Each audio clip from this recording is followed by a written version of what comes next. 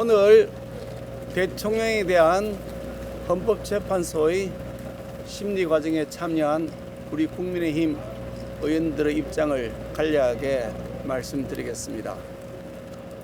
먼저 선거 관리와 관련된 증인들의 증언을 종합해 보면 종전 선거 과정에서 선거 관리의 총체적 부실이 드러났다고 하겠습니다. 그 사용한 용어를 제가 메모해 놨습니다만은 유령 유권자 등록도 가능했다고 합니다.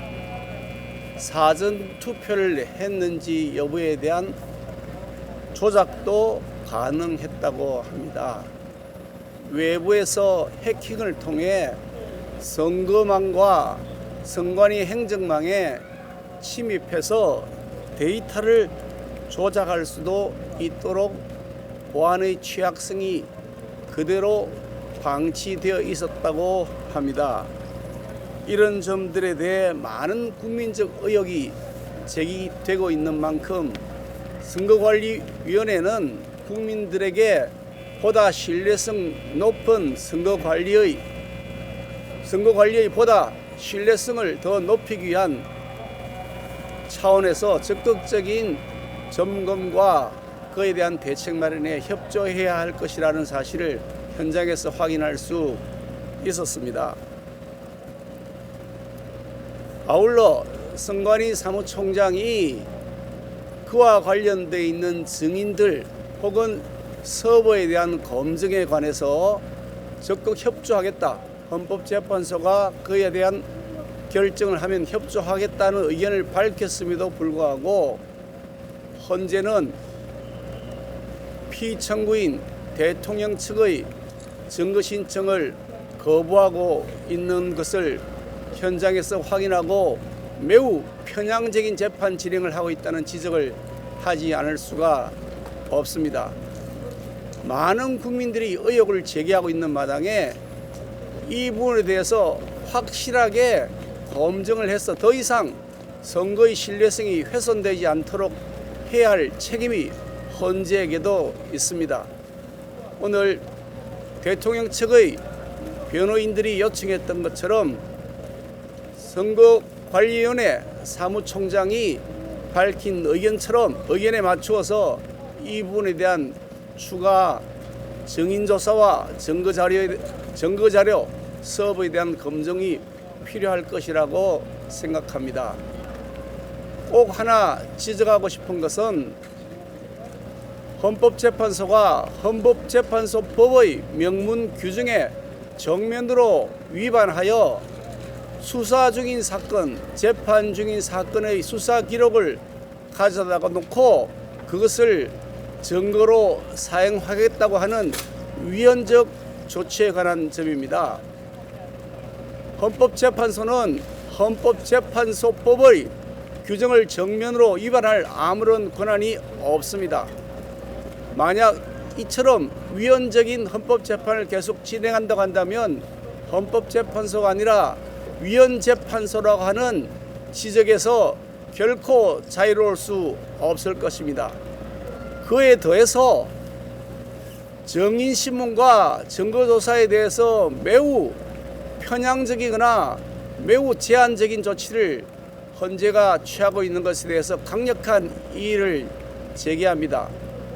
심지어 헌법재판소법을 위반해서 재판 중인 사건, 수사 중인 사건의 수사 기록까지 다 증거로 채택하겠다고 하면서 그에 대한 방어를 할 수 있는 대통령 측의 증거 신청에 대해서는 제한을 가하고 각종 기각을 통해서 증거 방어권의 행사를 방해한다고 하면 결코 공정한 재판이 될 수 없을 것이라는 점을 다시 한번 명확하게 지적하는 바입니다.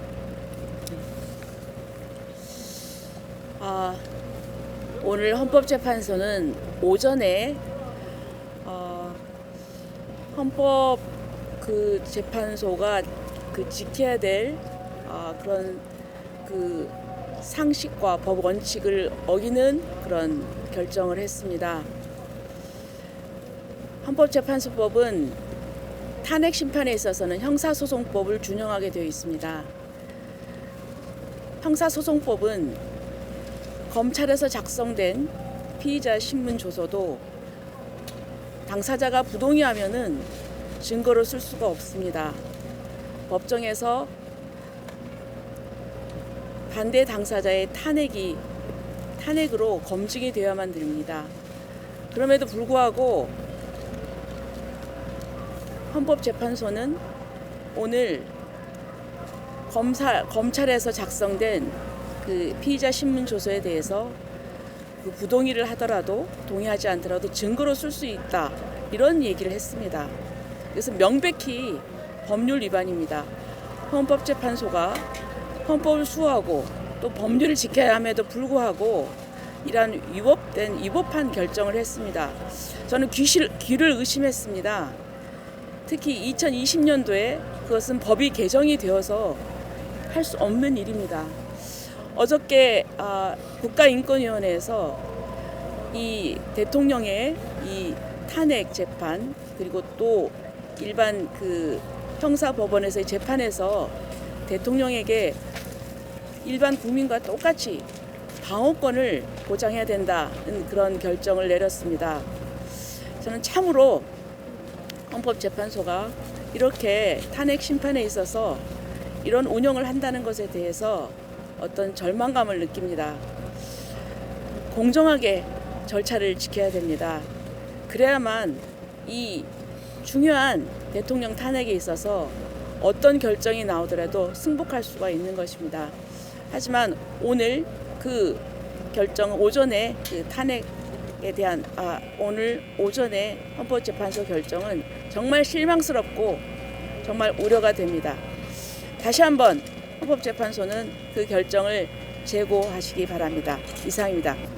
오늘 나온 그 국정원 전 3차장 또 선관위 사무총장의 증언을 종합해보면 과거 선거 과정에서 매우 심각한 보안 취약성이 있었다는 사실은 증명되고 있습니다.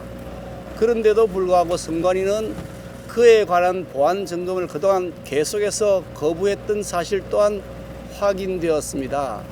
선관위 사무총장이 새로 부임하면서 그 부분에 대한 많은 보완을 했다고 하는데 그 보완 후에도 여전히 선거 관리의 취약성이 존재하는지 아니면 이제 예방되어 있는지 여부에 대해서는 아무런 검증을 지금 하지 못하고 있는 실정입니다. 많은 국민들이 이 점에 대해서 우려하고 있고 또 실제로 과거의 사례를 보면 매우 심각한 데이터를 조작할 수 있는 통합선거의 명부까지도 조작할 수 있는 그런 상태로 방치되어 있었다고 하는 것이고 비밀번호가 1, 2, 3, 4, 5와 같은 식으로 되어 있었다고 한다는데 그것이 얼마나 시정되어 있는 것인지 확인할 필요가 있다는 것이 제가 가지고 있는 생각입니다. 그렇게 하는 것만이 국민들이 가지고 있는 이런 선거 관리의 부실에 대한 불신 이것을 해소할 수 있는 첩병이라고 생각합니다.